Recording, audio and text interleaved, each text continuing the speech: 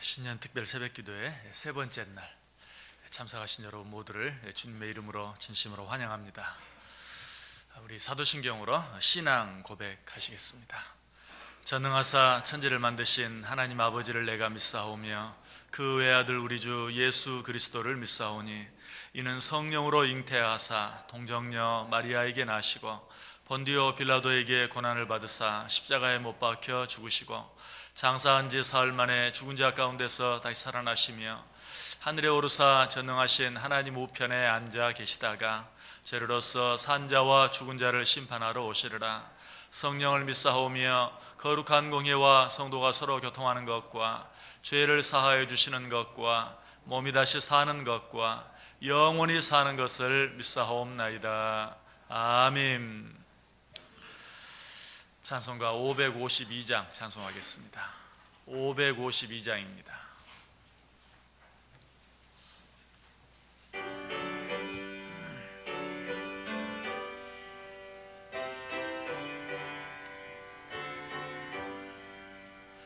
아침 해가 돋을 때 만물 신선하여라. 나도 세상 지낼 때에 햇빛 되게 하소서. 주여 나를 도우사 세월 허송 않고서 어두운 세상 지낼 때 햇빛 되게 하소서. 새로오는 광음을 의미 있게 보내고 주의 일을 행할 때에 햇빛 되게 하소서. 주여 나를 도우사 세월 허송 않고서 어두운 세상 지낼 때 햇빛 되게 하소서. 한 번 가면 안 오는 빠른 광음 지날 때 귀한 시간 바쳐서 햇빛 되게 하소서. 주여 나를 도우사 세월 허송 않고서 어두운 세상 지낼 때 햇빛 되게 하소서. 밤낮 주를 위하여 몸과 마음을 드리고 주의 사랑 나타내 햇빛 되게 하소서. 주여 나를 도우사 세월 허송 않고서 어두운 세상 지낼 때 햇빛 되게 하소서. 아멘.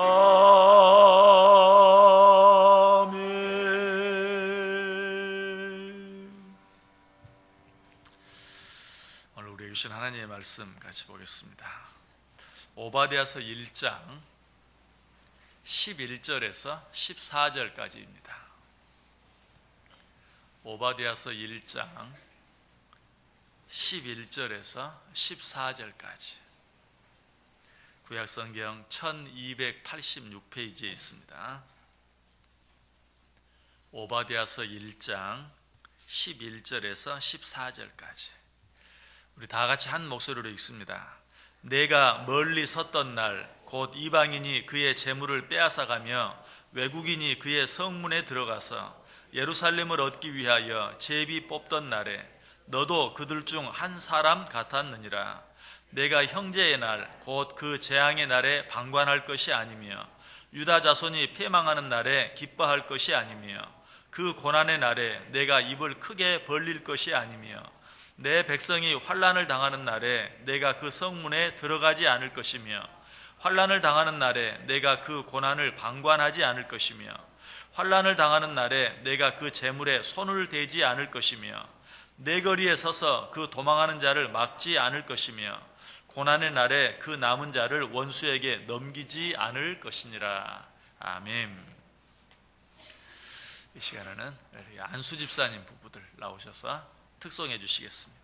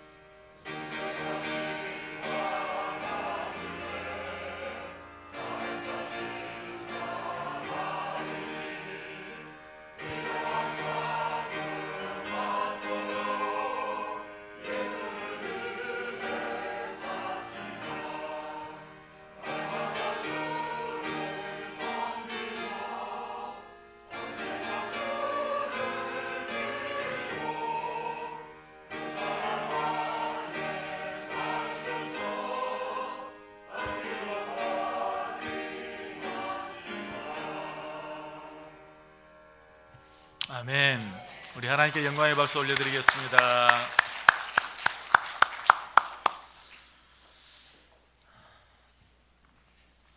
우리 어제 새벽 말씀을 통해서 에돔이 왜 이스라엘, 형제된 이스라엘을 그처럼 미워했는가 하는 것에 대해서 생각해 보았습니다. 그 이유가 무엇이라 그랬습니까? 지나친 피해의식, 지나친 열등감, 내가 가지고 있는 건 생각하지 아니하고 남이 가진 것만 생각하는 그런 마음, 또 저들 때문에 우리가 가져야 될 것을 빼앗겼다 하는 그런 피해의식, 이런 것 때문에 에돔 사람들은 이스라엘 사람들을 미워했다라고 말씀드렸어요. 그런데 에돔이 이스라엘을 미워한 이유는 또 한 가지 있어요.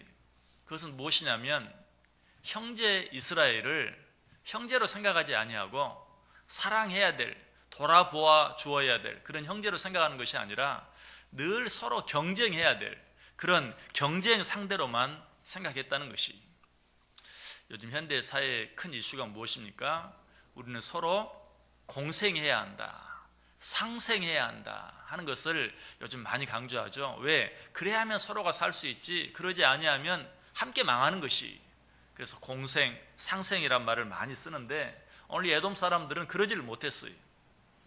형제 이스라엘과 함께 살아가면서도 늘 함께 싸워야 될 그런 경쟁 상대, 경쟁 의식으로만 가득 차 있었다.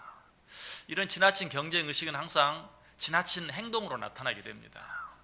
그런 모습이 11절에 잘 나타나 있어요. 내가 멀리 섰던 날 곧 이방인이 그의 재물을 빼앗아가며 외국인이 그의 성문에 들어가서 예루살렘을 얻기 위하여 제비 뽑던 날에 너도 그들 중 한 사람 같았느니라. 자, 이 말이 무슨 말입니까? 이방 사람들이 이스라엘을 공격해서 이스라엘의 물건들을 약탈해 갈 때에 에돔 사람들은 보면서 고소해할 수 있어요. 에이, 잘 됐다. 너희들 우리가 마땅히 들어가야 될 가나안 땅을 너희들이 빼앗아 차지하더니 잘 됐다. 고소해할 수는 있어요.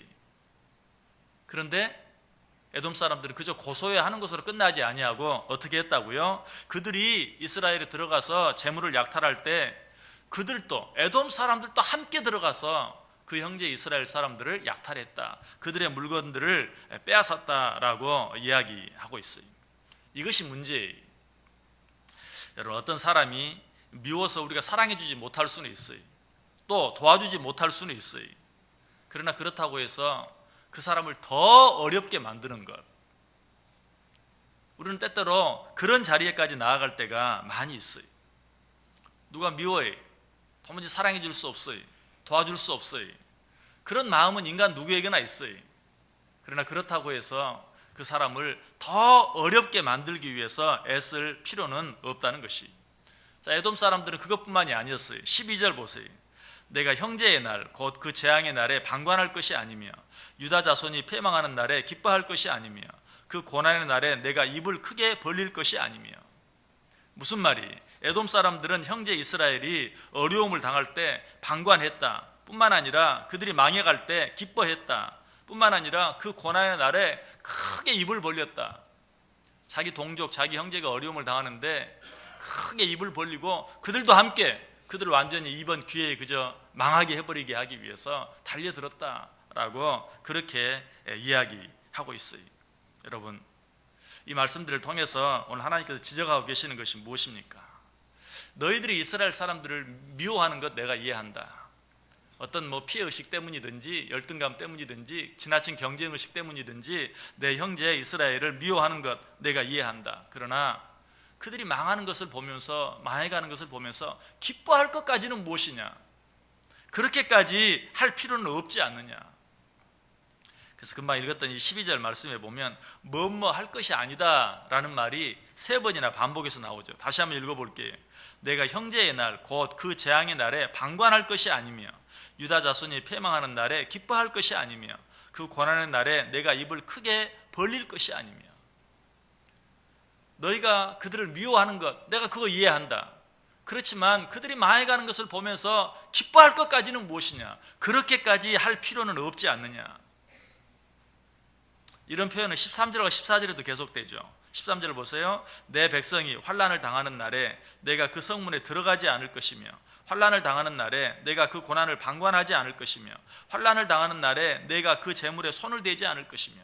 이 말은 무슨 말이? 에돔 사람들이 이스라엘 백성이 환난을 당할 때 그 성문에 들어가서 함께 그 이방 사람들과 함께 그들을 괴롭혔다. 또 환난을 당하는 날에 내가 그 고난을 방관했다. 또 환난을 당하는 날에 내가 그 재물에 손을 댔다. 그러나 그렇게까지 할 것이 무엇이냐? 그렇게까지 할 필요는 없지 않느냐? 여기서도 끝나지 않아요. 한 걸음 더 나아가요. 14절 보세요. 내 거리에 서서 그 도망하는 자를 막지 않을 것이며 고난의 날에 그 남은 자를 원수에게 넘기지 않을 것이다. 내 거리에 서서 그 도망하는 자를 막지 않는다. 이방 사람들이 이스라엘 백성들을 공격하니까, 예루살렘 성을 공격해서 이스라엘 백성들을 치고 그들의 가진 것들을 빼앗아 가니까 이스라엘 백성들이 어때요? 도망가요.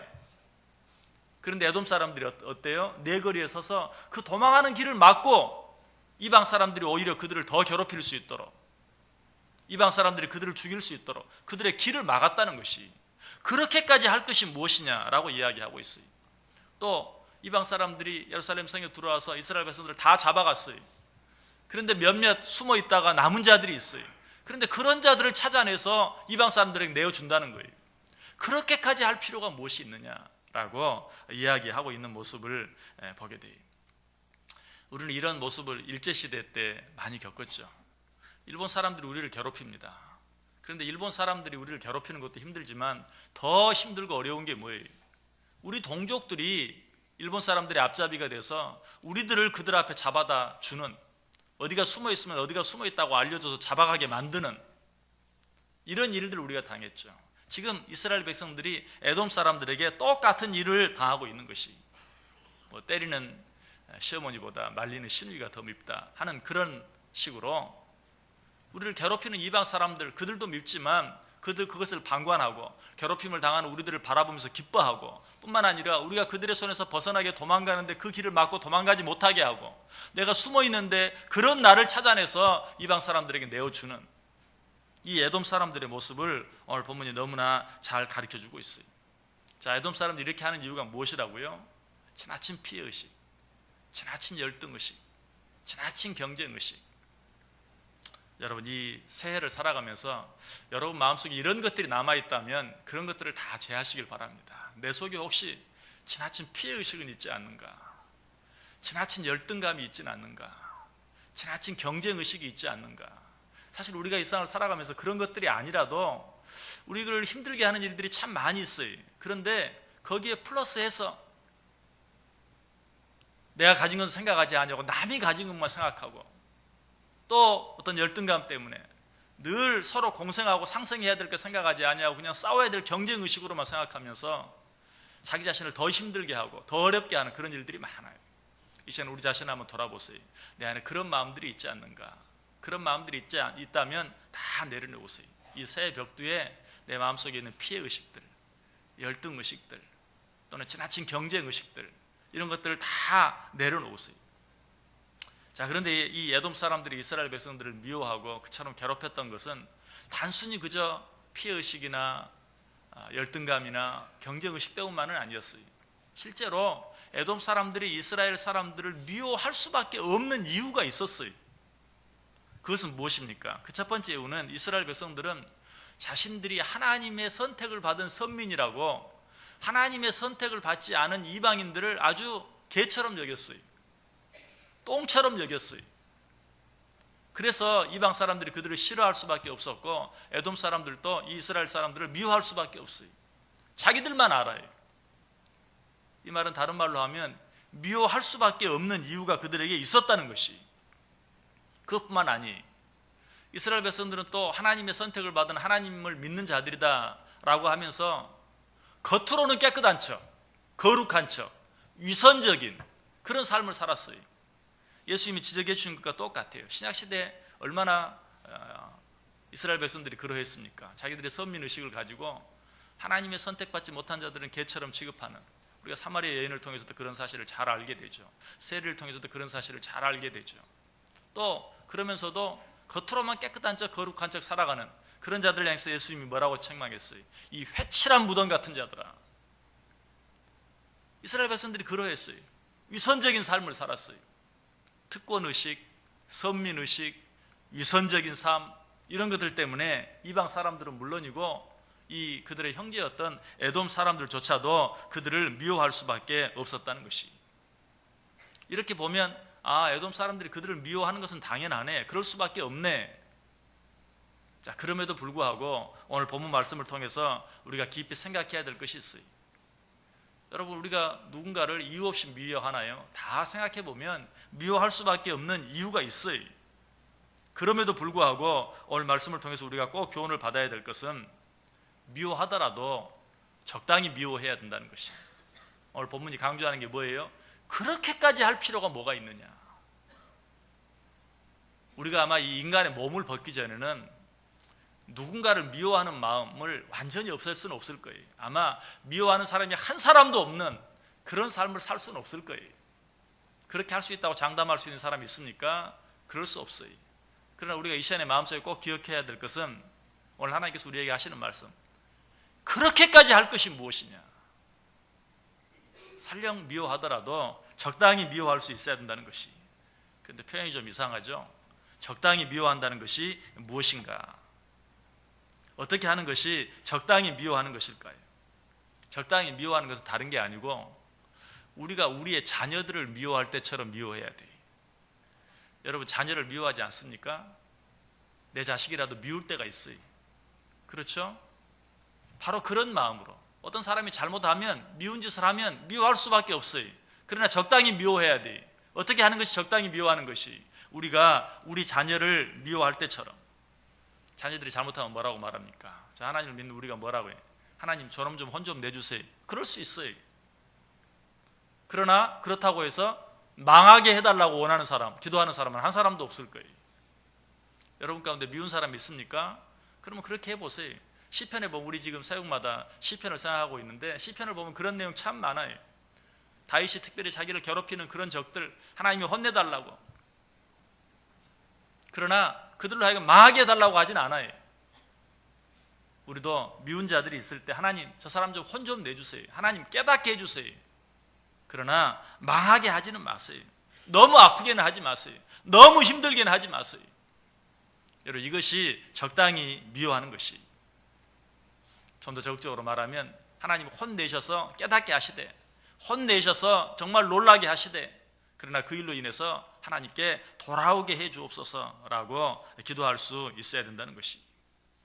여러분 우리는 인간이기에 누군가를 미워할 수 있습니다. 그러나 적당히 미워해야 돼요. 혼내달라고 기도할 수는 있어도 망하게 해달라고 기도하면 안 돼요. 또 한 가지 적당히 미워한다는 것이 무엇인가? 우리가 어떤 사람을 미워하는데 하나님을 믿는 사람들로서 하나님을 믿지 않는 사람들이 하나님을 믿는 사람을 미워하는 것처럼 미워하면 안 돼요. 무슨 말인지 이해가 되십니까? 우리가 같이 하나님을 믿고 신앙생활을 하면서 그럼에도 불구하고 하나님 안에서 한 형제가 되었는데도 그래도 미울 때는 어떻게 해요? 미운 사람이 있어요. 미운 짓을 하면 미울 수밖에 없어요. 그런데 미워하더라도 하나님을 알지 못하는 자들, 하나님을 믿지 않는 자들이 하나님을 믿는 자들을 미워하고 싫어하는 것처럼 미워하거나 싫어해서는 안 된다는 것이. 왜? 그것보다 더 하나님의 마음을 아프게 하는 게 없어요. 함께 하나님을 믿는 하나님의 형제된 자들이 서로 미워하고 싫어하고 다툴 수도 있지만 하나님을 알지 못하는 자들이 하나님을 믿는 자들을 미워하고 싫어하는 것처럼 우리가 우리 형제를 미워하고 싫어하면 그것처럼 하나님의 마음을 아프게 하는 게 없다는 것이. 내 속에 그런 마음이 혹 있지는 않는지 한번 생각해 보세요. 우리가 그렇게 누구를 미워하면 안 돼요. 그렇게 누구를 싫어하면 안 돼요. 그래도 함께 하나님을 믿는 자 안에서 한 형제된 자인 것을 기억하면서 우리가 그들을 미워하도 미워할 수 있어야 된다. 우리는 너무 믿음이 좋아서 원수를 사랑하라. 그러면 그냥 원수를 찾아가서 내가 당신을 사랑합니다, 용서합니다 라고 해야 된다는 그런 부담감을 가질 때가 참 많이 있어요. 물론 그렇게 하면 더 좋겠죠. 그러나 원수를 사랑한다는 말은 사실은 어떻게 보면 적당히 미워하는, 내 원수가 있어요. 정말 너무너무 미워요. 너무너무 싫어요. 그럼에도 불구하고 망하기를 바라는 것이 아니라 하나님 저 사람 어떻게든 좀 혼 좀 내서라도 다시 하나님 앞에 돌아오게 해 주옵소서라고 기도할 수 있는 마음, 그게 원수를 사랑하는 마음이. 원수를 향해 가서 꼭 그냥 막 허그를 하면서 사랑한다고 고백하지 않아도 그 앞에 나가서 직접 내가 그를 미워한다, 싫어한다, 내 입으로 그렇게 말하지 않는 것, 그것만 해도 원수를 사랑하는 것이. 여러분 그 정도만 생각하세요. 그렇게 해야 원수를 조금이라도 사랑할 수 있어요. 그냥 원수를 사랑하라고 하니까 원수에게 찾아가서 내가 사랑한다고, 용서한다고, 나는 널 미워하지 않는다고 그렇게 생각하면 할 수 있는 것도 하지 못해요. 내가 그를 미워한다는 표현만 하지 않아도 그것이 원수를 사랑하는 것이. 내 속이 어쨌든 그 앞에서 한번 웃어주기만 해도 그것이 원수를 사랑하는 것이. 우리는 그 일부터 행할 수 있어야 돼요. 또 한 가지 적당히 미워한다는 게 뭘까? 우리가 누군가를 미워할 수 있어요. 싫어할 수 있어요. 그런데 너무 오래 미워하지 않는 거예요. 너무 오랫동안 미워하지 않는 거. 에베소 4장 26절에 보면 이런 말씀 나오죠. 분을 내어도 죄를 짓지 말며 해가 지도록 분을 품지 말고. 미워할 수 있다, 화를 낼 수 있다, 분노할 수 있다. 그러나 해가 지도록 그렇게 하지는 말아라. 저는 이보다 좀 더 여러분에게 누구를 혹 미워하더라도 싫어하더라도 한 주간 이상은 하지 마세요. 한 주간 이상은. 혹시 주일날 하나님 앞에 나와 예배 드리면서 누구 때문에, 무엇 때문에 화나고 마음 상한 일이 있습니까? 그냥 한 주간만 미워하시고 그 다음 주에 왔을 때는 한번 보고 웃어주세요. 그 정도만 하면 하나님이 너 참 잘했다 라고 말할 거예요. 그러나 그런 미움이 한 주간, 두 주간, 한 달, 어쩔 때는 뭐 한 해, 해를 넘기고 하면 하나님 우리를 향해서 뭐라고 말해요? 그렇게까지 할 것이 뭐 있냐? 내가 너 이해한다. 네가 네 형제를 미워하는 거 이해한다. 충분히 그 사람이 미움을 당할 짓을 했다. 그러나 그렇게까지 할 것이 무엇이냐? 그렇게 말할 수밖에 없어요. 새해가 시작되었어요. 여러분, 이 새해를 시작하면서 정말 작년에 가졌던 그런 미운 마음, 싫은 마음, 여러분 그런 마음들이 아직도 여러분 속에 남아 있습니까? 그 하나님께서 틀림없이 우리에게 그렇게 말할 거예요. 그렇게까지 할 것이 뭐 있느냐? 새해가 되지 않았느냐? 이제는 잊어버리고, 이제는 내려놓고, 이제는 좀 용서해 주어라. 아니, 네가 뭐 사랑한다고 말할 필요까지는 없다. 그냥 없었던 일로 해주고, 그저 보면 입을 열어 사랑한다고 말하지는 못하도, 팔을 벌려서 그를 안아주지는 못한다 할지라도 눈웃음이라도 한번 지어줘라. 지나가면서 그저 찬바람 싹싹 나게, 휙휙 나게 지나다니지 말고 눈웃음이라도 한번 지어주어라 라고 우리에게 말씀하고 있는 것이. 그렇게 하기만 하면 하나님 우리를 칭찬하세요. 여러분 자녀들이 서로 싸웁니다. 크게 싸웠어요. 그런데도 뭐 내가 잘못했다, 용서해줘라, 사랑한다, 그렇게 안 해도 없던 일로 치고 평상시처럼 말 한마디 건네면 어때? 그 모습을 본 부모의 마음은 어때? 아, 그래도 노력하는구나. 여러분 그렇게 느껴져요, 안 느껴져요? 아유, 그래도 형이라고 애쓰는구나. 우리도 그래. 뭐 사랑한다고 뭐 갖다 퍼주고 그러지는 못하더라도 그런 모습을 보면 우리 하나님께서 우리의 모습을 보고 기뻐한다는 거예요. 그래, 네가 잘 참았다. 네가 잘했다. 네가 참 애쓰는구나. 네가 노력하는구나. 오늘 하나님께서 우리에게 요구하시는 것이 바로 그런 것이. 그렇게까지 할 것이 무엇이냐? 그렇게만 하지 아니하면 된다. 도망가는데 내굴에서 길을 막고 도망까지 가지 못하도록, 그래서 원수들에게 괴롭힘을 당하도록 할 것이 무엇이냐? 그들이 어려움을 당할 때 그거 참 쌤통이다, 거기까지는 이해한다. 그러나 너희들도 함께 들어가서 그들을 괴롭힐 것이 무엇이냐? 너희도 그들을 괴롭히는 이방 사람 가운데 하나가 될 필요가 무엇이 있느냐라고 이야기하고 있습니다. 여러분, 이 사실을 통해서 우리가 얻어야 될 보다 더 중요한 교훈이 있어요. 그래, 내가 누구를 사랑하자. 누구를 미워하든 너무 심하게 미워하지 말고, 누구를 미워하든 너무 오래 미워하지 말자. 그런 것뿐만 아니라 오늘 우리에게 주시는 더 중요한 교훈 한 가지가 있어요. 그것은 무엇입니까? 이것이 바로 우리를 사랑하는 하나님의 마음이라는 것입니다. 우리가 정말 다른 사람에게 미움을 받을 수밖에 없고, 하나님께 미움을 받을 수밖에 없고, 그런 잘못을 우리가 저질렀다 할지라도 하나님께서는 우리를 미워하시기도 하시고, 하나님께서 우리를 징계하시기도 하시고, 하나님께서 우리를 채찍질하시기도 하시지만, 그럼에도 불구하고 하나님은 어때요? 그렇게 심하게 하지는 않는다는 것이. 우리들에게, 네 형제들에게 하되 그렇게까지 할 것이 무엇이냐? 하나님이 말씀하셨다면 하나님께서 우리들을 어떻게 대하시겠어요? 하나님께서는 더 말할 필요도 없이 우리를 그렇게 대하세요. 내가 엄청난 잘못을 저질렀다 할지라도 하나님께서는 절대로 심하게 하지 않아요. 선이 있어요. 하나님께서는 우리를 기다려 주시는 것이. 무엇보다도 하나님, 우리가 잘못해서 하나님 우리를 때리시고 우리를 징계하시면서도 하나님이 바라시는 것 한 가지 있어요. 그게 뭡니까? 누가 와서 좀 안 말려주나. 하나님이 하시는 일을 우리가 어떻게 말리겠어요? 근데 하나님이 하시는 일을 우리가 말릴 수 있는 방법이 있어요. 그게 뭡니까? 중보 기도입니다. 그 사람을 위해 기도해 주는 것이. 하나님께서 아브라함의 조카 롯을 심판하실 때 하나님이 진노하셨죠. 그들을 다 쓸어버리겠다고 진노하셨어요. 그러나 아브라함이 그를 위해서 간절히 중보 기도할 때 하나님께서 그 진노를 가라앉히시잖아요. 줄이시잖아요. 하나님께서는 우리를 혼내실 때도 그런 마음으로, 누가 좀 나를 말려주지 않나. 가끔 부모들이 그래요. 화가 나서, 그냥 너무 화가 나서 자녀들을 막 때리면서도 어때? 누가 좀 말려주기를 바래.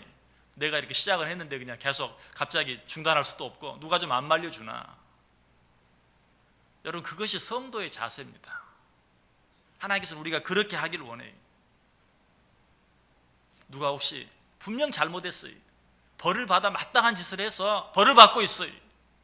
그럼에도 불구하고 어때요? 하나님께서 우리에게 원하시는 것은 우리가 그들을 위해서 기도해 주길 원하는 것이, 이것이 우리를 향한 하나님의 마음이라는 것. 우리가 하나님께 맡고 있을 때 누가 나에게 물 한 그릇 내주면 어때요? 하나님이 나를 때리시고도 하나님께 맞은 나에게 물 한 그릇 내어미는 그 사람을 기쁘게 보신다는 것이, 실제로 그 마음이 예수님의 말씀을 통해서 나타나죠. 지극히 작은 소자 하나에게 물 한 그릇이라도 대접하는 자가 나를 대접하는 것이다 라고 이야기하고 있어요. 여러분 가운데 그들의 잘못 때문이든 그들의 잘못 때문이 아니든 어려움을 당하는 자들이 있습니까? 특별히 믿음 안에 있는 형제 자매들 가운데 어려움을 당하는 자들이 있습니까? 그런 자들을 위해서 기도해 주는 것, 하나님께서 가장 기뻐하시는 일 가운데 하나라는 사실이, 특별히 다른 사람이 아니라 여러분 자신 가운데 여러분이 저지른 어떤 잘못 때문이든지 아니든지 어떤 어려움을 당하고 있습니까? 어떤 징계를 당하고 있습니까? 어떤 고난 가운데 있습니까? 실망하지 마세요. 하나님께서는 매를 들고 때리시면서도 절대로 우리가 망하기를 바라지 않아요. 그것으로 인하여 깨닫고 돌아오기를 바라시고, 그것으로 인하여 우리가 더 잘 되기를 바라요. 누군가 우리를 때리고 있는 그 하나님을 말려주기를 바라고, 누군가 하나님께 맡고 있는 우리를 위해서 기도해 주기를 바라요. 그것이 우리를 향한 하나님의 마음이. 그러므로 우리가 혹 맡고 있다 할지라도, 고난 가운데 있다 할지라도, 아니 징계 가운데 있다 할지라도 절대로 실망하지 마세요. 낙심하지 마세요. 우리를 향한 하나님의 마음이 어떤 마음인지, 내 형제가 나를 괴롭혀도 그렇게까지 할 것이 무엇이냐 라고 말하시는 것이 나를 향한 하나님의 마음이라는 사실을 꼭 기억하세요. 그래서 성경은 뭐라고 말해요? 욥기 5장 18절에 하나님은 아프게 하시다가 싸매시며 상하게 하시다가 그의 손으로 고치신다. 이것이 하나님의 마음이에요. 자, 이 하나님의 마음을 좀 더 잘 알 수 있는 말씀들 우리 같이 한번 찾아보겠습니다. 이사야서 30장 26절 한번 펴보시기 바랍니다. 이사야서 30장 26절.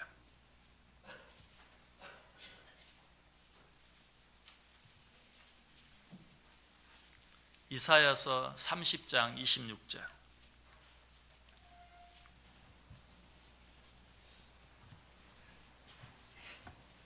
구약성경 1003페이지에 있습니다. 1003페이지. 이사야서 30장 26절 같이 읽습니다. 시작. 여호와께서 자기 백성의 상처를 싸매시며 그들의 맞은 자리를 고치시는 날에는 달빛은 햇빛 같겠고 햇빛은 7배가 되어 7날의 빛과 같으리라. 아멘. 하나님께서 아까 어떻게 하신다고 그랬죠? 아프게 하시다가 싸매신다, 상하게 하시다가 고치신다.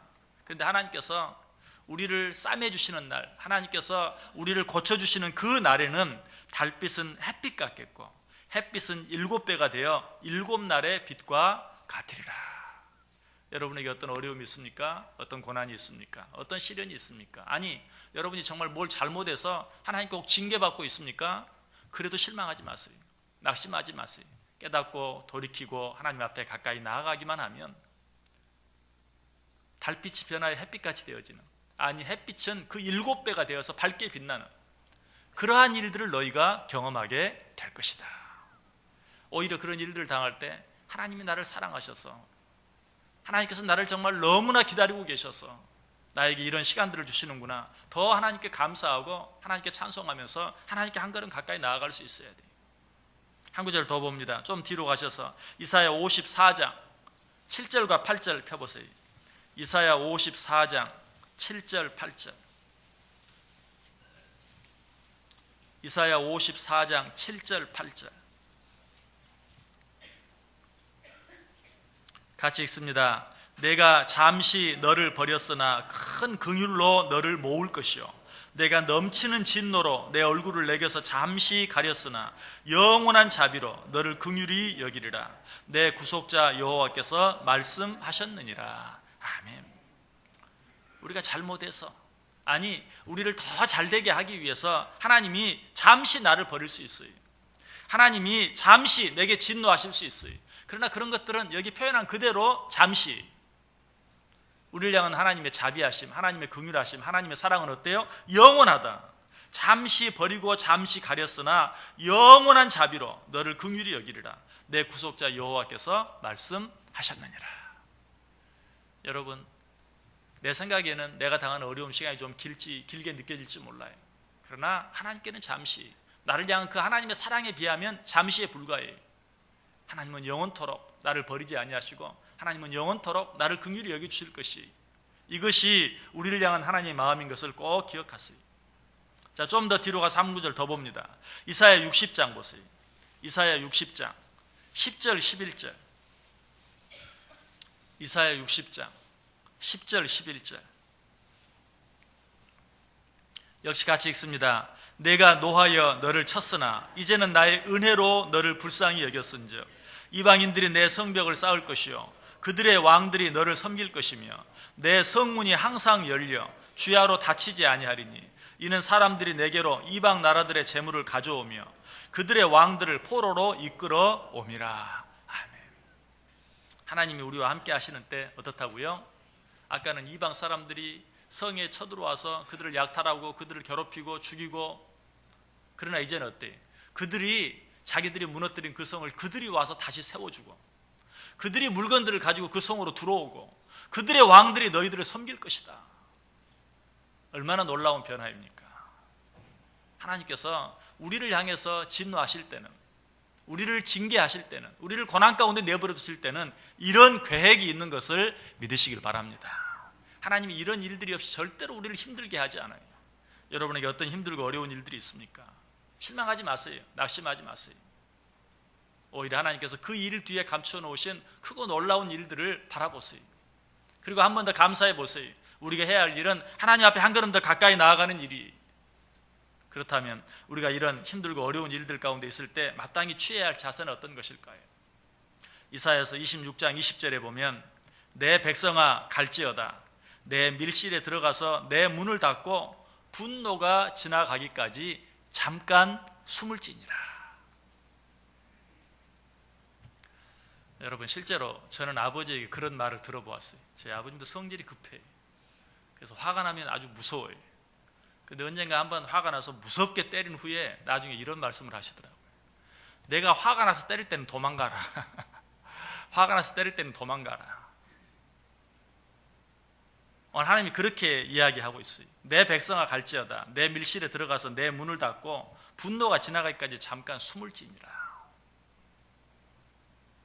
여러분, 여기서 밀실에 들어가서 내 문을 닫고 분노가 지나기까지 잠깐 숨을 지니라, 생각나는 말씀 없습니까? 예수님께서 우리에게 하신 말씀, 너는 기도할 때 내 골방에 들어가서 문을 닫고 은밀한 중에 계신 내 아버지께 기도하라. 무슨 말인 것 같아요? 분노가 지나기까지 잠깐 숨어라, 그냥 숨어 있으라는 얘기입니까? 아니, 그런 힘들고 어려운 일들이 내게 닥칠 때 어떻게 하라는 것이, 골방에 들어가서 밀실에 들어가서 하나님께 기도하며 그 분노가 지나가기를 기다리라. 그 때가 지나가면 아까 하나님께서 우리에게 약속하신 것처럼 달빛이 햇빛같이 되어지는, 햇빛은 7배가 되어서 우리를 밝히 비추는, 지금은 내 것을 빼앗아가는 사람들이 오히려 내게 무엇을 주기 위해서 찾아오게 되는 그런 놀라운 일들, 그런 놀라운 변화가 너희 가운데 있게 될 것이다. 호세아 선지자는 이 하나님의 은혜를 생각하면서 호세아 6장 1절에서 이렇게 말해요. 오라 우리가 여호와께로 돌아가자. 여호와께서 우리를 찢으셨으나 도로 낫게 하실 것이요 우리를 치셨으나 싸매어 주실 것임이니라. 믿으십니까? 우리는 이 하나님 믿는 자들이, 이 하나님께서 우리에게 새해를 주셨어요. 여러분, 어떤 일들 때문에 아직까지도 힘들어하고 괴로워하십니까? 이 하나님 바라보시길 바랍니다. 아프게 하시다가 싸매시는 하나님, 그리고 고쳐주시는 하나님, 이 하나님이 우리 하나님이, 이 하나님 바라보고 이 하나님 의지하고 내가 어떤 가운데 있든지 실망하지 아니하고 이 하나님 앞에 한 걸음 더 나아가고 하나님 앞에 한 번 더 기도하고 하나님 앞에 한 번 더 엎드림으로 말미암아서 아프게 하시다가 싸매주시는 그 하나님의 은혜, 그 하나님의 축복을 풍성히 경험할 수 있는 복된 자들 다 되실 수 있기를 주님의 이름으로 간절히 축원합니다. 기도하겠습니다. 사랑과 은혜가 풍성하신 하나님, 은혜와 사랑을 감사합니다. 우리를 사랑하셔서 이 새해 벽두에 우리를 향한 하나님의 마음이 무엇인지, 우리를 향한 하나님의 본심이 무엇인지 말씀해 주시고 가르쳐 주시니 감사합니다. 이 하나님의 은혜, 이 하나님의 사랑, 이 하나님의 본심 잊지 않게 하여 주옵소서. 이 안에 우리 가운데 어떤 일이 있든지 이 하나님 기억하며 실망하지 아니하고 낙심하지 아니하고 원망하지 아니하고 불평하지 아니하고 오히려 감사하며 찬송하며 나아갈 때 우리의 삶이 하나님께서 우리에게 주시기로 원하시는 그 놀라운 은혜와 축복들을 받아 누리며 살아가기에 부족함이 없게 하여 주옵소서. 이 한 해가 그런 한 해 되어질 수 있기를 간절히 바라오며 예수님의 이름으로 기도드리옵나이다. 아멘. 우리 찬송하겠습니다. 218장 찬송합니다. 218장 218장입니다.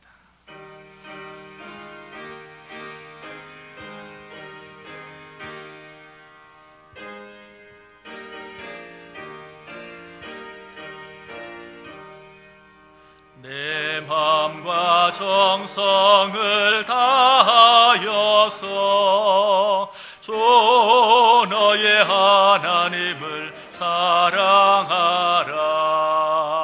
내 몸을 아끼고 사랑하듯 형제와 이웃을 사랑하라.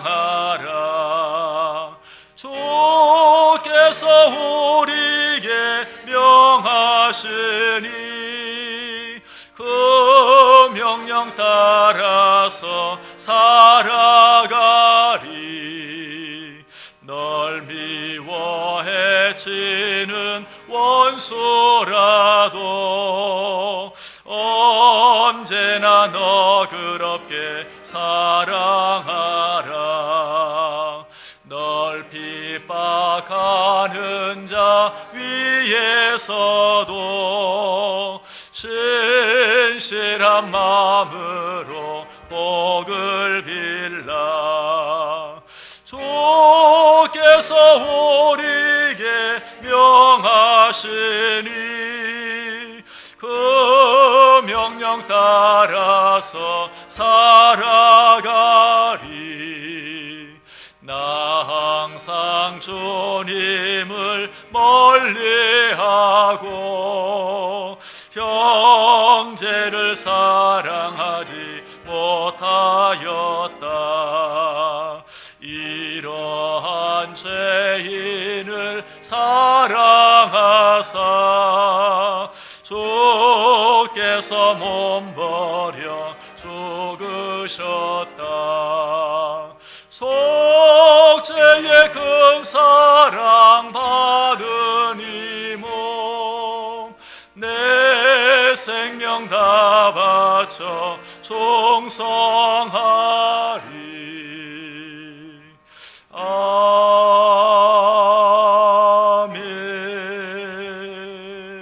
아멘. 기도하겠습니다.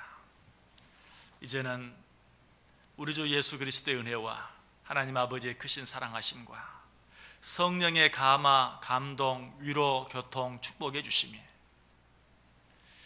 우리를 향한 하나님의 본심, 우리를 향한 그 하나님의 사랑 기억하면서 어떤 일들이 있든지 실망하지 아니하고 낙심하지 아니하고 원망하거나 불평하지 아니하고 오히려 한 번 더 하나님 바라보고 오히려 한 번 더 하나님 앞에 엎드리며 살아가기로 마음에 깊이 다짐하고 소원하는 우리 온 성도들 머리 위에 그들의 가정과 산업 위에 지금부터 영원토록 함께 있을지어다. 아멘.